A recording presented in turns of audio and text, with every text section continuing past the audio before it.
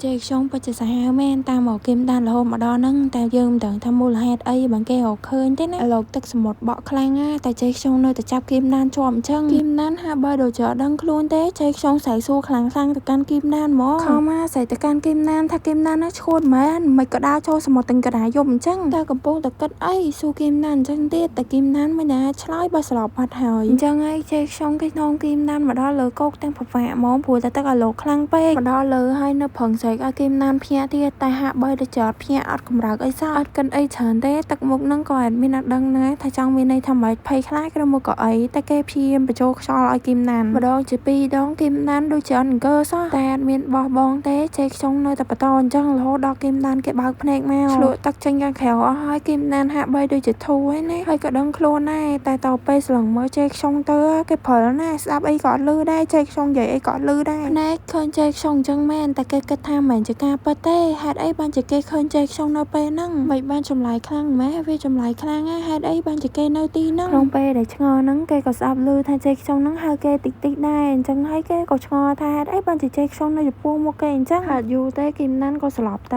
កាន់ម្ដងទីប៉ែចេកខ្យងគេបាននាំគីមណានមកទាំងគេលើក3អញ្ចឹងហ្មងគេបញ្ញាប់ផ្សេងប្រាប់លោកគ្រូប៉ែឡើងលឿនហ្មងថាមានព្យាបាលអ្នកជំងឺសង្គ្រោះបន្ទាន់អត់លោកគ្រូអ្នកគ្រូនេះឡើងញ័រអស់ហើយថាប្រកាសជាមានអីមកតាមពួកគាត់ហើយគីមណានក៏ផុតគ្រូដែរណាដោយសារតែគេភ្ជួរស្រោមនៅក្នុងមន្ទីរប៉ែហើយគីមណានស្គមខ្លាំងណាសូម្បីតែភ្នែកក៏ខ្មៅស្លក់ដែរដោយសារតែលើសំឡេងអ្នកក្បែរខ្លួនពេកគីមណានក៏ភ្ញាក់ឡើងបើកភ្នែកមកឃើញតែអ្នកក្បែរខ្លួនហ្នឹងគឺជាចេកខ្យងមើលម្ដងហើយមើលម្ដងទៀតមើលពីឆ្វេងមើលពីស្ដាំកន្លែងទៅឆ្វេងកន្លែងទៅស្ដាំក៏ភ្ញាក់ខ្លួនថាលោកជោចេកខ្យងអត់ចាំយូរទេសួរគីមណានភ្លាមហ្មងថាកំពុងធ្វើអីនៅមហាសមុទ្រហ្នឹងហើយនៅម៉ោងហ្នឹងទៀតតែដឹងអត់ថាមិនដោយសារតែគេទេកុំអីគីមដានហ្នឹងមិនដឹងទៅជាយ៉ាងណាទេគ្រូថ្នាក់ជាសំខាន់ឡើយសំណួរចុងក្រោយសួរគេទាំងជួនចើមទៀតសួរថាគីមដានហ្នឹងចង់សម្លាប់ខ្លួនមែនគីមដានគ្រាន់តែលើថាមហាសមុទ្រភ្ញាក់ហ្មងពួកគេអត់ដឹងផងគេគ្រាន់តែដើរមកមន្ទីរពេទ្យដើម្បីមើលលោកយាយតាថាមែនគីមដាននៅឆ្លៀតសួរទៅកាន់ចេកខ្យងទៀតថាចេកខ្យងហ្នឹងនិយាយពីអីតែចេកខ្យងក៏និយាយតបទៅកាន់គីមដានវិញថាអ្នកឯងហ្នឹងហើយគឺជាអ្នកដើរចូលសមុទ្រគីមដានគេសួរទៅកាន់ចេកខ្យងវិញថាអត់ដឹងថាអ្វីទៅគេអ្នកធ្វើមែនហើយពេលណាគេបានចាំតែគេបានធ្វើផងនៅពេលហ្នឹងចេកខ្យងគេភ្ញាក់ផ្អើលដែរគេអត់មាត់ទេបាត់មាត់ឈឹងក្នុងស្ថានភាពស្ងប់ស្ងាត់គីមណានងើបអង្គុយស្លឹងមើលចេកខ្យងស្លឹងហើយស្លឹងទៀតចេកខ្យងក៏គេអត់និយាយអីបន្តដែរធ្វើគីមណានហ្នឹងក៏ឆ្លៀតសួរមកសំណួរទៅកាន់ចេកខ្យងគេសួរថាបើអញ្ចឹងចេកខ្យងមកនឹងធ្វើអីហ្នឹងក៏ជារឿងដែលអត់មានឆ្ងល់ដែរមិនក៏ចេកខ្យងដឹងរឿងហ្នឹងគួរនិយាយអំពីដលងវិញបានត្រូវដលងណាយើងលើថាឯងបានតែថតរឿងណាអញ្ចឹងហើយជីវិតយ៉ាងម៉េចដែរសប្បាយបែបណាខ្លះគួរតែផ្ញើថតមកយើងមើលដែរមកដាក់ចូលក្នុងក្រុមណាបងសក់លឿងក៏បន្ថែមណាត្រូវឲ្យដលងបានទៅមួយរយៈចឹងហើយផ្ញើមកឲ្យពួកគាត់មើលដែរមកព្រោះតែពួកគាត់ក៏ចង់ដឹងដែរថាដលងហ្នឹងបានសើសារមួយតារាណាខ្លះហើយថតមួយតារាណាខ្លះក៏ចង់មើលរូបដលងអត់ចាំយូរទេប្រាប់បងថាចាំបន្តិចចាំគេផ្ញើទៅហើយផ្ញើទៅមែនផ្ញើទៅទាំងអស់ហ្មងអាលប៊ុំអីខ្លះទេហើយរឿងដែលនឹកស្នាមដល់ហ្នឹងដលងគេស្លេកអាហុកដោយថតជុំគ្នាជាមួយគីមដានទៅដែរគេដឹងខ្លួនណាចាំពេលបងគេហ្នឹងហៅទៅវឹកហាត់តទៀតអញ្ចឹងហើយហុកហ្នឹងក៏ផ្ញើទៅដល់អត់ដឹងខ្លួនពេលដែលពួកគាត់កំពុងតែវឹកហាត់ហ្នឹងអត់មានចាំយូរទេក៏មានបារម្ភម្នាក់បើកទ្វារមកក្តាំងមកស្រែកសូភ្លាមហ្មងថាណាដលងហើយថាមែនអាហុកមួយហ្នឹងពិតជាដល់ដៃចេកខ្យងមែនគេបញ្ញាប់សួរដលងថានិយាយភ្លាមមកថាហ្នឹងគឺជាអីគេបកស្រាយប្រាប់គេភ្លាមហើយមានពិតជាតសើចេកខ្យងណាគ្រាន់តែដឹងថាគេមិននៅណាពេលដលងភ្លាមក៏បញ្ញាប់មកផ្លែតមកសពេលដែលចេកខ្យងកំពុងជិះហ្នឹងហើយបានគេក៏លេចភ្នែកឃើញមនុស្សម្នាក់នៅក្នុងសមុទ្រហើយគឺជាគីមដានទៀតអញ្ចឹងហើយបានធ្វើឲ្យចេកខ្យងណាអាចជួយទៅកាន់គីមដានបានកាន់មកដល់បច្ចុប្បន្នវិញចេកខ្យងក៏ឆ្លើយមួយសំណួរគីមដានថាបើចង់ដឹងញ៉ារឿងហ្នឹងព្រោះថាមិនជារឿងផលគីមដានទេគីមដានឮអញ្ចឹងពីចេកខ្យងហើយក៏សួរទៅកាន់ចេកខ្យងទៅថាអញ្ចឹងអ្នកតាមមកគេមកដល់ផ្លូវហ្នឹងមែនតែចេកខ្យងនោះក៏រឹងទៀតក៏និយាយថាមិនអញ្ចឹងទេអាហ្នឹងមិនជារឿងអ្នកឯងដែលត្រូវដឹងទេក្នុងពេលជាមួយគ្នានោះចេកខ្យងគេហៅឈ្មោះគីមដានហើយក៏និយាយទៅកាន់គីមដានតែអត់អៀនមកទេគេប្រាប់ឲ្យគីមដានហ្នឹងមកធ្វើជាអ្នកព្យាបាលកាយសម្បទាផលគេម្ដងទៀតមកតិចថាលើអញ្ចឹងឲ្យគីមដានរំភើបទៅមានតែភ្ញាក់ផ្អើលវិញបើកភ្នែកធំហើយក៏សួរថាស្អីគេមិនឲ្យចេកខ្យងនិយាយតទេគេក៏និយាយហ្មងថាអត់ទេគេអត់ចង់ទេគេអត់ចង់ទៅធ្វើឡើយចេកខ្យងគេលើអញ្ចឹងឲ្យចាប់ដើមជ្រួញចោលមែនណាគីមដានក៏និយាយបន្តថាគេអាចធ្វើទេចេកខ្យងក៏សួរមកហ្មងថាដោយសារតែលោកយាយមែនលើអញ្ចឹងគីមដាននិយាយឡើងមកហើយទោះបីជាឥឡូវហ្នឹងគេមិនមានលោកយាយក៏គេគ្មានហេតុផលអីដែលត្រូវទៅវិញជាមួយចេកខ្យងដែរហើយនៅក្នុងនាមជាអ្នកព្យាបាលរាងកាយឲ្យចេកខ្យងទៀតគេមិនអាចធ្វើបានទេគេលាលែងពីតំណែងហ្នឹងហើយឃើញទឹកមុខគីមដានអញ្ចឹងគេក៏សង្កេតឃើញហើយគេនៅលើកឡើងអំពី spray បាញ់ហ្នឹងទៀតគេថាអំពីអា spray បាញ់បាត់ការឈឺចាប់ហ្នឹងគេដឹងថាមិនជាគីមដានជាអ្នកធ្វើទេគីមដានគេភ័យខ្លាចណាស់មិនមែនខឹងចេកខ្យងទេគេភ័យខ្លាចទោះជាឥឡូវហ្នឹង ចេកខ្ញុំនិយាយចឹងក៏ដោយតែគេអាចទេគេអាចមែនព្រោះតែគេនឹកឃើញពីវារហូតណាគេមិននឹកឃើញលោកហើយមនុស្សដែលខ្លួនឯងស្រឡាញ់ធ្វើឲ្យឈឺចាប់ប៉ុណ្ណឹងហើយពេលដែលគីមនឹងកំពុងតែស្ងាត់ហ្នឹងចេកខ្ញុំក៏បន្តឡើងមកនិយាយតែគេនិយាយអំពីរឿងលុយគេសួរទៅកាន់គីមណានខាងគីមណាននឹងចង់បានលុយឯមិនចឹងគេតាមតែនិយាយទៀតថាគីមណាននឹងគួរតែទទួលស្គាល់ទៅតែគេមានកន្លែងណាដែលអាចផ្ដល់លុយទៅឲ្យគីមណានដូចជាគេបានផ្ដល់ឲ្យគីមណានទេវាគឺជាជម្រើសដ៏ល្អបំផុតសម្រាប់គីមណាននៅពេលហ្នឹងហើយក្រៅពីហ្នឹងទៀតអ្នកឯងក៏អាចសមបំណុលផលអ្នកឯងដែលជាពាក់ខ្ញុំហ្នឹងវាកាន់តែលឿនទៀតគ្រាន់តែរហនិយាយបន្តថាបន្តពីហ្នឹងអ្នកឯងយកព្រមជាមួយខ្ញុំទៅតែគីមណានក៏កាត់សម្ដីភ្លាមតែនិយាយទៅកាន់ចេកខ្ញុំថាខ្ញុំឈប់យកលុយពីអ្នកឯងទៀតហើយខ្ញុំមិនអាចទេខ្ញុំក៏ចង់ធ្វើការឲ្យលោកទៀតដែរច្បាស់ធ្វើឲ្យចេកខ្ញុំហ្នឹងគៀងនឹងពីសម្ដីផលគីមណានយកមកសោពេលហ្នឹងដែរគីមណានក៏ហងើបចេញទៅហើយគេក៏ប្រាប់ចេកខ្ញុំដែរថាគេចេញទៅពេលហ្នឹងប៉ុន្តែចេកខ្ញុំគេថាអត់ទេគ្រូពេទ្យប្រាប់ថាឲ្យសម្រាប់សិនចង់ខាត់គេប៉ុន្តែមិនអាចខាត់បានព្រោះគីមណានលែងស្អប់ចេកខ្ញុំហើយគីមណានថែមនឹងដកស្រោមនឹងចោលដល់ខ្លួនឯងទៀតហើយប្រាប់ចេកខ្ញុំថាគេទៅហើយអ្នកឯងក៏ត្រូវទៅផ្ទះដោយសុវត្ថិភាពដែរហាមិនដែរអានេះវាខំកើតថាកវីលុយដាក់មុខគីមណានបន្តិចគីមណាននឹងទៅវិញតែមានណាមានដូចការគិតណាគិតចឹងតែឯងហើយក៏ក្តាប់ដៃជាប់ហ្មងឈរមើលគេចេញទៅតែម្នាក់ឯងតែអត់មានចាប់អារម្មណ៍ឃើញឈាមលើអត់គីមណានក៏ដកស្រោមមកកាន់មកដល់ថ្ងៃថ្ម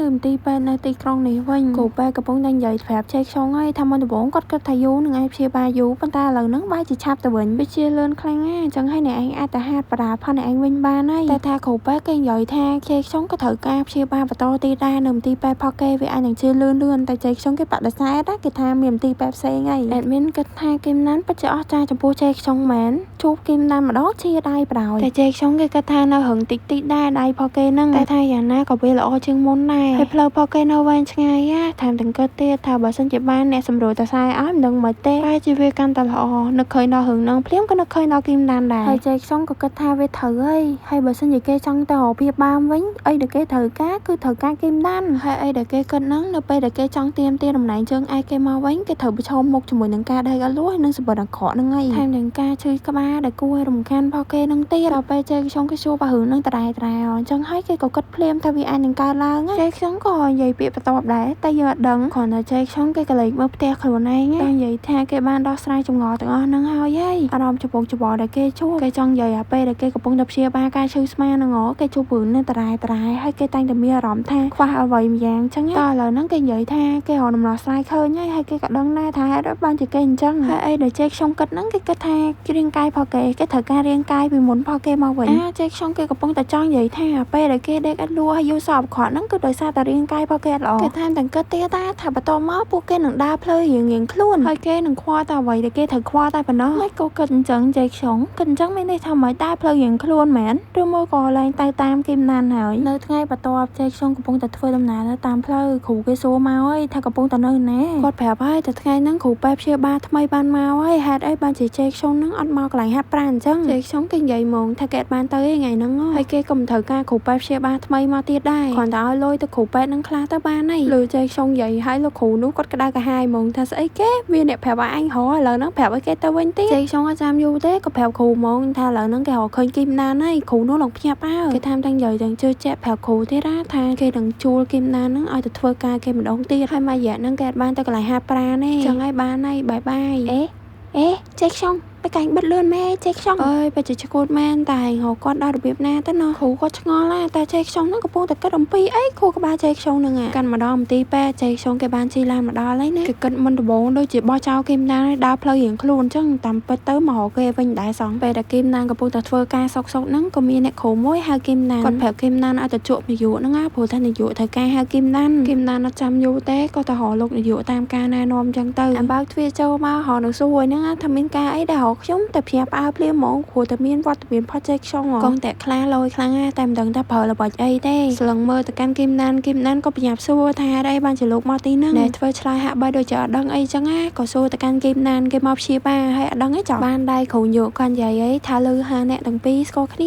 ាហើយបុគ្គលល្បីដូចជាចេកខ្ញុំបានមកពិនិត្យនៅខាងពួកយើងណែចាប់ដើមនិយាយបញ្ចូលដែរគេថាត្រូវអីគេមកទីហ្នឹងដើម្បីពិនិត្យដែររួមទាំងព្យាបាលកាយសម្បទាទៀតផងតែលុះត្រាតែលោកគ្រូពេទ្យគីមណានគឺជាអ្នកព្យាបាលគេនិយាយដាក់លក្ខខណ្ឌអញ្ចឹងហ្មងគ្រូយុនេះក៏និយាយថាវាមិនសមទេអីព្រោះថាមន្ទីរពេទ្យរបស់យើងមើលថែតែមនុស្សចាស់ហ្នឹងហើយភាគច្រើនសិតទៅអ្នកជំងឺដែលកើតមហារីកតែចេកខ្ញុំក៏និយាយភ្លាមដែរថាគាត់ដឹងថាគីមណានអាចធ្វើបានអញ្ចឹងហើយបានគាត់ត្រូវការគីមណានរកបកាយទៅប៉ុន្តែបកាយមិនជាប់ ឆេកខ្ញុំក៏និយាយឡើងមកទៀតហើយយើងដឹងស្រាប់ហើយថាលោកគ្រូនាយកហ្នឹងគាត់ចង់ឲ្យមន្ទីរពេទ្យរបស់គាត់ល្បីឈ្មោះណាហើយថែមទាំងអ្នកល្បីល្បាញដូចជាឆេកខ្ញុំក៏និយាយហើយថាមន្ទីរពេទ្យហ្នឹងគេនឹងជួយហើយនឹងផ្សាយពាណិជ្ជកម្មឲ្យទៀតបើសិនជាយល់ព្រមឲ្យគេហើយគេថែមទាំងហៅប្រាប់ជាច្រើនទៀតថាគេអាចផ្ដល់លុយខ្លះលោកគ្រូនេះឡើងចែងចាំងអស់ហើយប៉ុណ្្នឹងហើយមិនព្រមមិនចាំម្ដងនៅខាងក្រៅអ្នកគ្រូកំពុងតែជ្រួលជ្រើមកព្រោះថាផុសស្អាតដូចជាឆេកខ្ញុំបានមកនិយាយអំពីប្រវត្តិរូបផុសឆេកខ្ញុំហើយថែមទាំងសង្ហាទៀតហើយអ្នកគ្រូទាំងអស់ហ្នឹងក៏បានសួរទៅកាន់គីមណានដែរថាគីមណានដូចជាស្និទ្ធស្នាលជាមួយលោកជូមិនអញ្ចឹងហើយពួកគាត់ថែមទាំងដឹងទៀតថាឆេកខ្ញុំមកហ្នឹងគឺដើម្បីតែទទួលការព្យាបាលពីគីមណានហ្នឹងឯងគីមណានគេលើអញ្ចឹងគេក៏ប្រាប់អ្នកគ្រូទាំងអស់ហ្នឹងថាគេអត់មានស្និទ្ធស្នាលគ្នាអីជាមួយឆេកខ្ញុំទេដល់ពេលហ្នឹងគីមណានគេភ្ញាក់ផ្អើលព្រោះតែលើអ្នកគ្រូម្នាក់និយាយថាឆេកខ្ញុំថែមទាំងស្គាល់លោកយាយផោះគីមណានទៀតហើយពេលនេះមែនតាឆេកខ្ញុំកំពុងតែជួបលោកយាយផោះគីមណានណាហើយលោកយាយគីមណានពិតជាស្វាគមន៍ឆេកខ្ញុំព្រោះតែគាត់អត់គិតថាជួបឆេកខ្ញុំនៅនឹងម្ដងទៀតទេហើយឆេកខ្ញុំក៏និយាយដែរថាគាត់មកទីនោះដើម្បីព្យាបាលជាមួយគីមណានគេពីរនាក់នោះនិយាយគ្នាសាសនាណាគីមណានគេមកក៏ភ្ញាក់ផ្អើលតែគាត់ពីរនាក់នេះសាសនាមួយគ្នាសម្បីតែសម្ដីផោះឆេកខ្ញុំក៏ទន់ជាមួយលោកយាយដែរគីមណានបានត្រឹមតែឈរមើលបន្ទាប់ពីការនិយាយបញ្ចប់គីមណានក៏ហៅឆេកខ្ញុំមកនិយាយគ្នាក្រៅគេនិយាយប្រាប់ឆេកខ្ញុំថាជប់ធ្វើបែបហ្នឹងទៀតទៅកន្លែងនេះគឺជាកន្លែងដែលគេធ្វើការបងឆេកខ្ញុំនិយាយទៅ